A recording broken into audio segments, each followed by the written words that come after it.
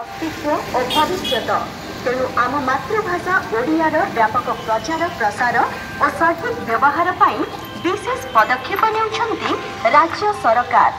एथिपाई April 1 तारिख ओडिशा दिवस ठारू एप्रिल 14 तारिख ओडिया नववर्ष पर्यंत राज्यव्यापी पालन हेउछि ओडिया पक्ष।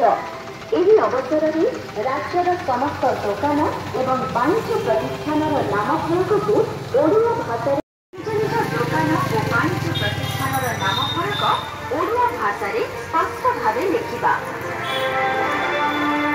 ଶ୍ରମ ଓ କର୍ମଚାରୀ ରାଜ୍ୟ ବୀମା ବିଭାଗ ଓଡ଼ିଶା ସରକାରଙ୍କ ପକ୍ଷରୁ ଜନହିତରେ ଜାରି।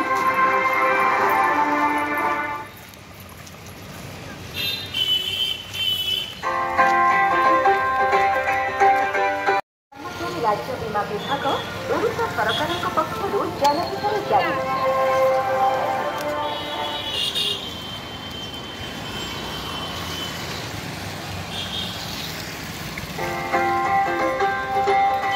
मातृभाषा ओडियार व्यापक प्रचार प्रसार और सठिक व्यवहार पर विशेष पदक्षेप नेउछंती राज्य सरकार।